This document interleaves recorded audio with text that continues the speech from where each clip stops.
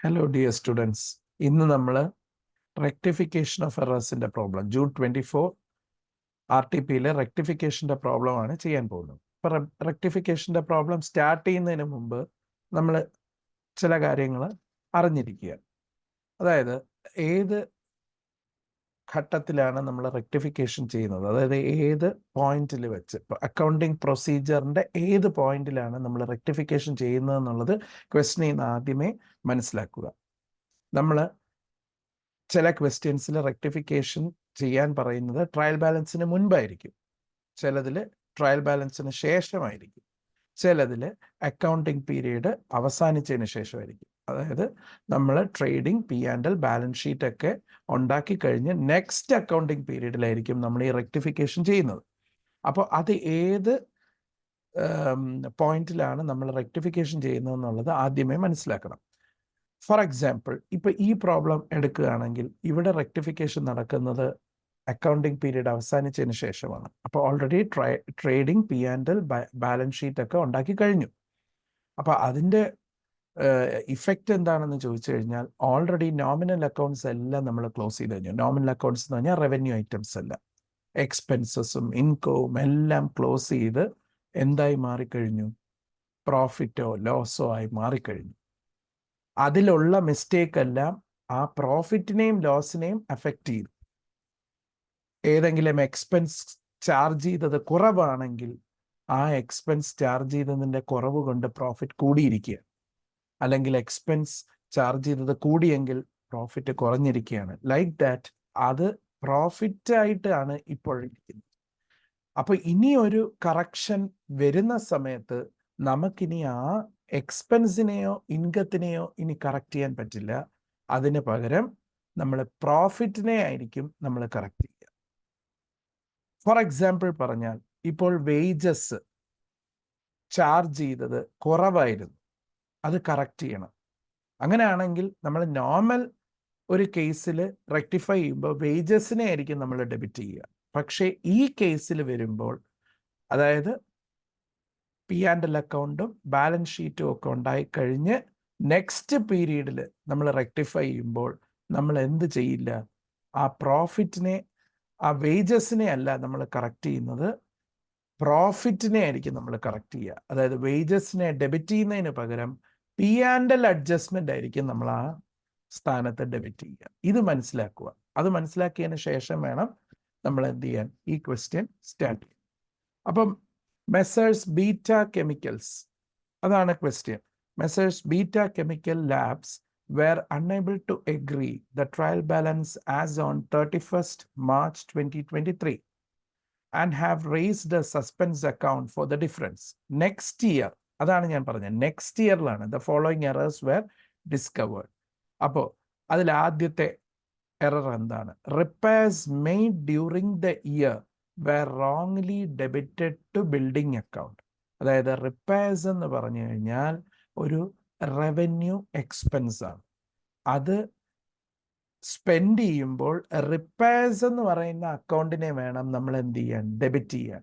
പക്ഷേ അത് ഡെബിറ്റ് ചെയ്ത് വെച്ചത് ഏതിനെയാണ്? ബിൽഡിങ്ങിനെയാണ്. അപ്പോൾ അത് റെക്ടിഫൈ ചെയ്യാനാണ് പറയുന്നത്.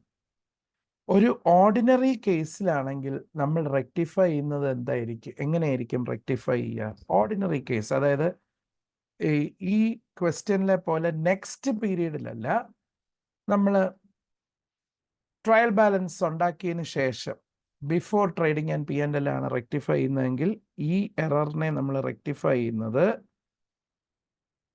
ബിൽഡിംഗ് ആണ് ഡെബിറ്റ് ചെയ്തിരിക്കുന്നത്. അപ്പോൾ ബിൽഡിങ്ങിനെ ക്യാൻസൽ ചെയ്യണം. ബിൽഡിംഗ് വേണ്ട. അപ്പോൾ ബിൽഡിങ്ങിനെ നമ്മൾ എന്ത് ചെയ്യണം? ഡെബിറ്റ് ചെയ്തത് ക്യാൻസൽ ചെയ്യാൻ ബിൽഡിങ്ങിനെ ക്രെഡിറ്റ് ചെയ്യണം. എന്നിട്ട് ആ സ്ഥാനത്ത് എന്ത് കൊണ്ടുവരണം? റിപ്പയർസിനെ കൊണ്ടുവരണം. അപ്പം നോർമൽ കേസിൽ ഇവിടെ നമ്മൾ എന്തായിരിക്കും ജേർണൽ എൻട്രി എന്ന് ചോദിച്ചാൽ, repairs account debtor to building എന്നാണ് നമ്മൾ പാസ് ചെയ്യുന്ന ജേർണൽ എൻട്രി. ബട്ട് ഇവിടെ നമുക്ക് റിപ്പയർസിനെ എന്ത് ചെയ്യാൻ പറ്റില്ല? ഡെബിറ്റ് ചെയ്യാൻ പറ്റില്ല. ബിക്കോസ് റിപ്പയർസ് എന്ന് പറയുന്ന അക്കൗണ്ടൊക്കെ വരുന്നത് ട്രേഡിംഗ് P&L ആണ്. അത് ഓൾറെഡി പ്രിപ്പയർ ചെയ്ത് കഴിഞ്ഞു. അപ്പം ഇനി നമുക്ക് കറക്റ്റ് ചെയ്യേണ്ടത് നെക്സ്റ്റ് പീരീഡ് ആയതുകൊണ്ട് ഈ റിപ്പയർസിൻ്റെ സ്ഥാനത്ത് നമ്മൾ എന്തിടുക? P&L adjustment account debtor to building account. ബിൽഡിങ്ങിന് കുഴപ്പമില്ല, ബിൽഡിംഗ് ബാലൻസ് ഷീറ്റിലുണ്ട്, അത് ക്ലോസ് ചെയ്യുന്ന ഐറ്റം അല്ല, റവന്യൂ ഐറ്റംസ് ആണ് ക്ലോസ് ചെയ്യുന്നത്. അപ്പൊ റിപ്പയർസിന് പകരം നമ്മൾ എന്ത് ചെയ്തു? ഇതാണ് ഇതിന്റെ എന്തെന്ന് പറയുന്നത്, റെക്ടിഫിക്കേഷൻ എൻട്രി. ആ എമൗണ്ട് 12,500. റെക്ടിഫിക്കേഷൻ കംപ്ലീറ്റ് ആയി. ഫസ്റ്റ് ക്വസ്റ്റ്യനിൽ റെക്ടിഫിക്കേഷൻ ഇതാണ്, P&L adjustment account debtor to building. അതായത് പ്രോഫിറ്റ് അത്രയും കുറയും. ബിക്കോസ് ഈ റിപ്പയർസ് നേരത്തെ വന്നിരുന്നെങ്കിൽ അത്രയും കുറവാണ് പ്രോഫിറ്റ് ശരിക്കും ഉണ്ടാവേണ്ടത്. പക്ഷെ റിപ്പയർസിനെ തെറ്റിച്ച് ബിൽഡിങ്ങിൽ ഇട്ടത് കൊണ്ട് പ്രോഫിറ്റ് കൂടിയിരിക്കുകയാണ്. സോ പ്രോഫിറ്റിനെ നമ്മൾ എന്ത് ചെയ്തു? കറക്റ്റ് ചെയ്തു. ഓക്കെ, ഇനി അടുത്ത ക്വസ്റ്റ്യൻ നോക്കാം. The addition of the freight column in purchase journal was short by 15,000. Freight എന്ന് പറയുന്ന എക്സ്പെൻസ് കൂട്ടിയപ്പോൾ, ആഡ് ചെയ്ത് വന്നപ്പോൾ, കാസ്റ്റിംഗ് ചെയ്തപ്പോൾ 15,000 കുറവായിരുന്നു. സോ ഫ്രൈറ്റിനെ ഇൻക്രീസ് ചെയ്യണം. ഫ്രൈറ്റ് ഇൻക്രീസ് ചെയ്താൽ പ്രോഫിറ്റ് കുറയും. ഫ്രൈറ്റിൽ മാത്രമാണ് എന്ത് വന്നത്? മിസ്റ്റേക്ക് വന്നത്. അപ്പൊ സോ നമ്മൾ അതിനെ കറക്റ്റ് ചെയ്യുമ്പോൾ എങ്ങനെയായിരിക്കും കറക്റ്റ് ചെയ്യുക? നോർമൽ കേസ് ആയിരുന്നെങ്കിൽ freight account debtor to suspense എന്നായിരിക്കും നമ്മൾ കറക്റ്റ് ചെയ്യുക. പക്ഷേ ഇവിടെ നമ്മൾ കറക്റ്റ് ചെയ്യുമ്പോൾ ഫ്രൈറ്റ് എന്ന് പറയുന്ന അക്കൗണ്ടിന് പറ്റില്ല, റവന്യൂ അക്കൗണ്ടാണ്. അത് ഓൾറെഡി P&L അക്കൗണ്ടിൽ, ട്രേഡിംഗ് അക്കൗണ്ടിൽ ക്ലോസ് ചെയ്ത് കഴിഞ്ഞു.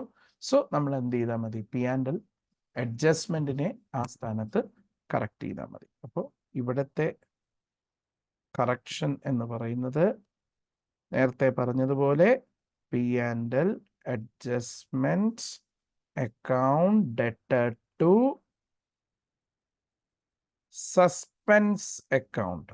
കാരണം എന്തുകൊണ്ടെന്ന് വെച്ചാൽ ഒരു അക്കൗണ്ട് വൺ സൈഡഡ് എറർ ആയിരുന്നു, ഒരു അക്കൗണ്ടിൽ മാത്രമായിരുന്നു മിസ്റ്റേക്ക്. ആ ഫ്രൈറ്റ് അക്കൗണ്ട് കൂട്ടിയപ്പോൾ റോങ് ആയതാണ്. അപ്പോൾ അങ്ങനെ വൺ സൈഡഡ് എറർ വരുമ്പോൾ അവിടെ ഒരു വ്യത്യാസം ഡെബിറ്റ് സൈഡിൽ ഉണ്ടായിക്കാണും.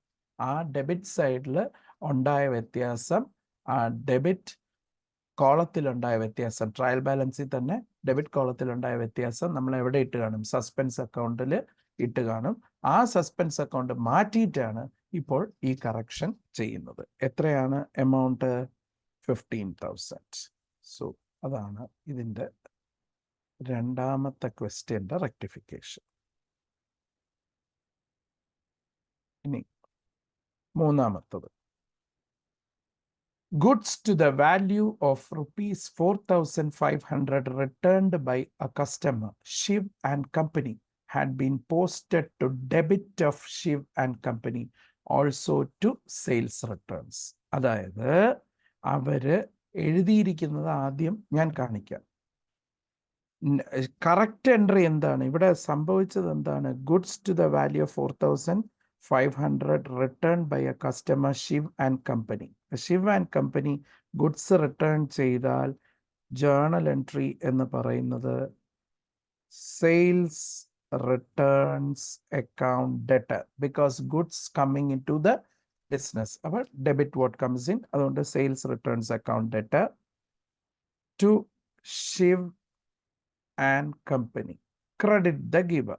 ഇതാണ് എൻട്രി, ഇതാണ് കറക്റ്റ് എൻട്രി. ഇനി അവര് റോങ് എൻട്രി, അവരെന്താണ് തെറ്റ് ചെയ്തതെന്ന് പറഞ്ഞാൽ, ബൈ മിസ്റ്റേക്ക് അവരെഴുതിയപ്പോൾ എന്ത് സംഭവിച്ചു? Shiv and Company had been posted to debit of Shiv and Company, sorry, had been posted to, അതായത് ഗുഡ്സ്, ഈ നടന്ന ട്രാൻസാക്ഷൻ Shiv and കമ്പനിയുടെ അക്കൗണ്ടിൽ എഴുതിയപ്പോൾ ആ കമ്പനിയുടെ ഡെബിറ്റ് സൈഡിലായിപ്പോയി, ആ അക്കൗണ്ടിൻ്റെ ഡെബിറ്റ് സൈഡിലായിപ്പോയി. കമ്പനിയുടെ അല്ല, അക്കൗണ്ടിൻ്റെ, ആ കമ്പനിയുടെ Shiv and കമ്പനീനെ നമ്മൾ എന്ത് ചെയ്തു പോയി? ഡെബിറ്റ് ചെയ്തു പോയി. ഡെബിറ്റ് സൈഡ് ലെഡ്ജർ അക്കൗണ്ടിൽ കൊണ്ടുവന്ന് എഴുതിപ്പോയി, ക്രെഡിറ്റിൽ എഴുതുന്നതിന് പകരം. അപ്പോൾ in effect what happened is, എന്താണ് സംഭവിച്ചത്? അവരെഴുതിയപ്പോൾ Shiv and Company ഡെറ്റർ അവരെഴുതിയപ്പോൾ ഇങ്ങനെയാണ് ഉണ്ടായത്.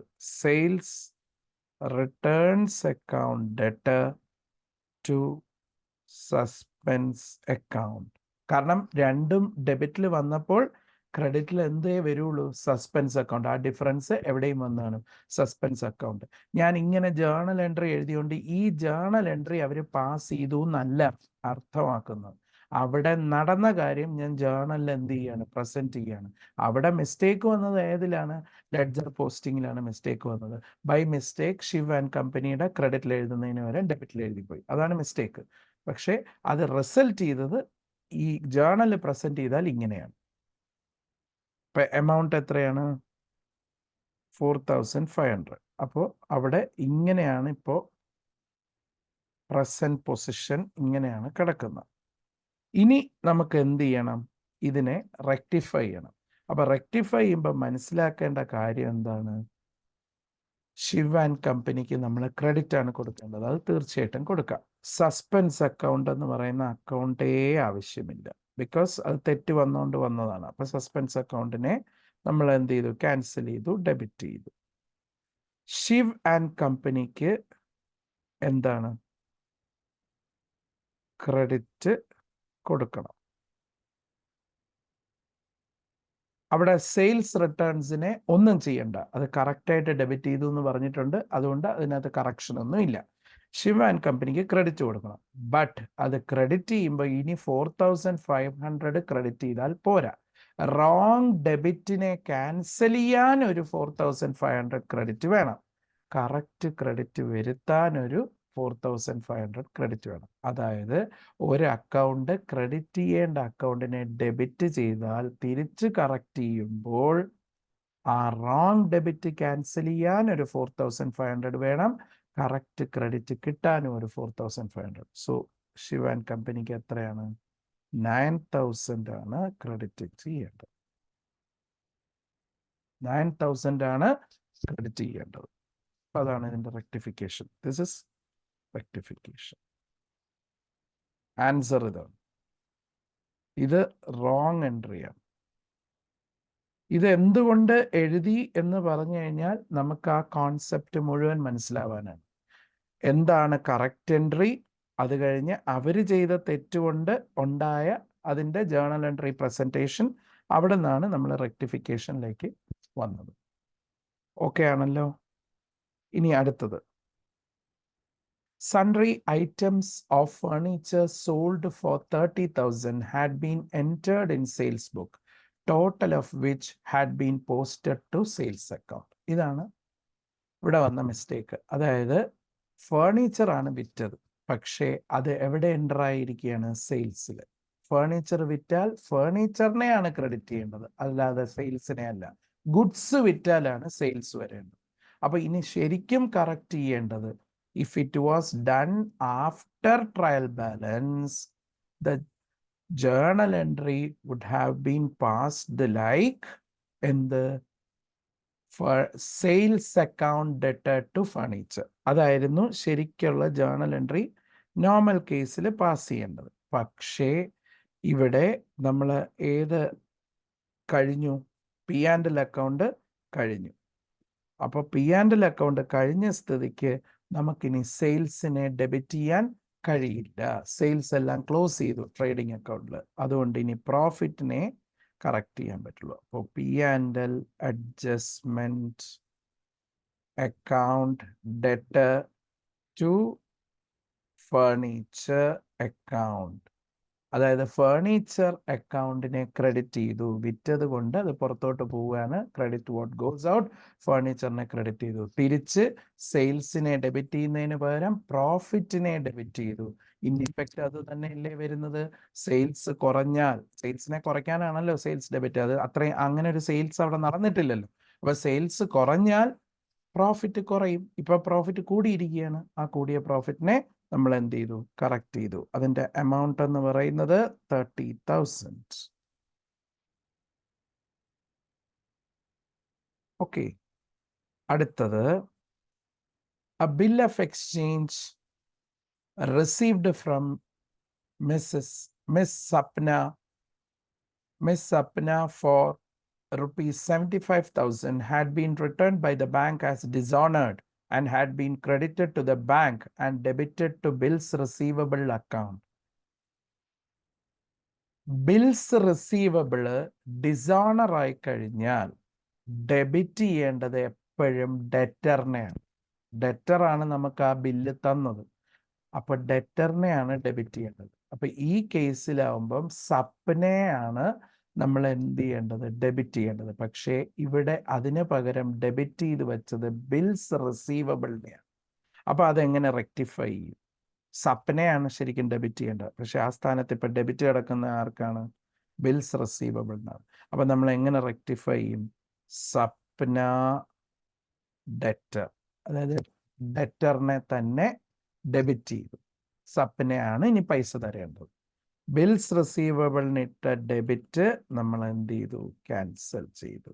Bills receivable account to bills receivable account. Amount 75,000. ഇങ്ങനെയാണ് നമ്മൾ എന്ത് ചെയ്തത്? ഈ എറേഴ്സ് ഒക്കെ റെക്ടിഫൈ ചെയ്തത്. അപ്പോൾ ഈ ക്വസ്റ്റ്യനിൽ ഇത്രയും എറേഴ്സ് റെക്ടിഫൈ ചെയ്യാൻ മാത്രമേ പറഞ്ഞിട്ടുള്ളൂ. Hope you understood. We'll meet you in next video. Okay, thank you.